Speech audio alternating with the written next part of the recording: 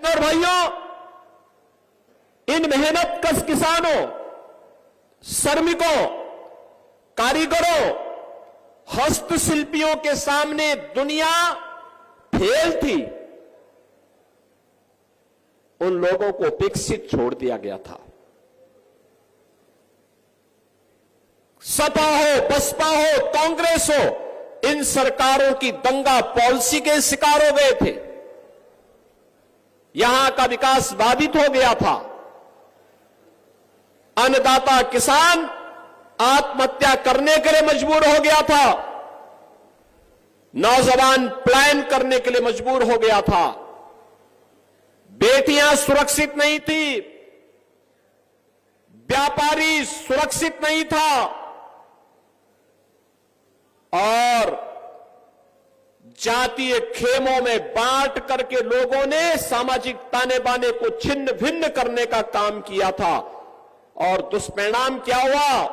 कभी देश गुलाम हुआ, कभी हमारे ऐतिहासिक पृष्ठभूमि से जुड़े हुए आस्था के केंद्र तोड़े गए, कभी कावड़ यात्रा पे रोक लगाई गई, कभी सिख विरोधी दंगे होते हैं।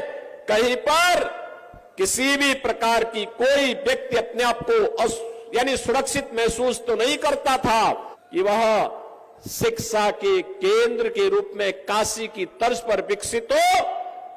उसको मजहबी उन्माद और फतवों का शहर बना करके रख दिया गया।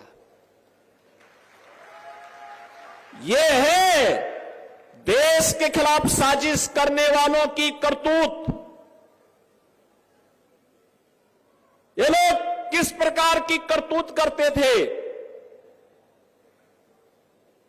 जिसमें संभावना थी अन्नदाता किसानों को के माध्यम से देश को दुनिया की एक ताकत बनाने की।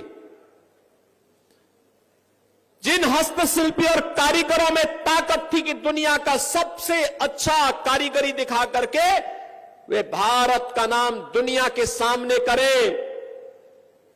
जिन नौजवानों के अंदर एक जज्बा था कि वह जीवन के प्रत्येक क्षेत्र में नेतृत्व दे सकते हैं, जिन व्यापारियों में ये हौसला था कि दुनिया को अपने में समेट सकते हैं, इन सभी को एक एक करके दरकिनार करके मजहबी उन्माद का केंद्र को बना दिया गया।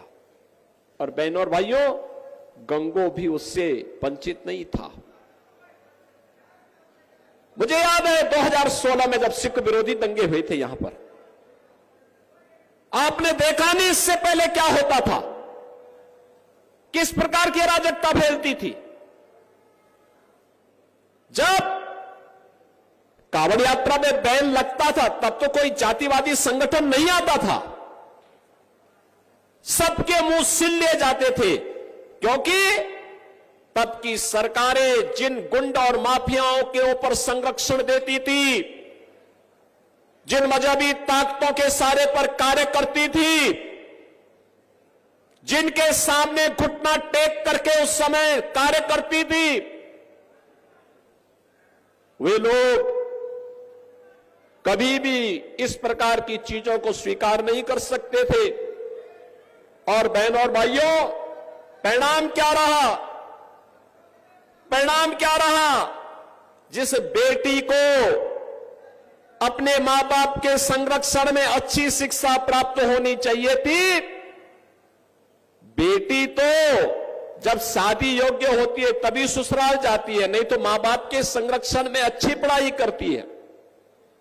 उस बेटी को असमय हॉस्टल में या दूर रिश्तेदार के घर में डर के मारे मां बाप की भेज देते थे। बहनों और भाइयों, यह स्थिति लगातार पैदा करने का प्रयास हुआ। व्यापारी भी असुरक्षित था, व्यापार नहीं कर पाता था, प्लान करता था।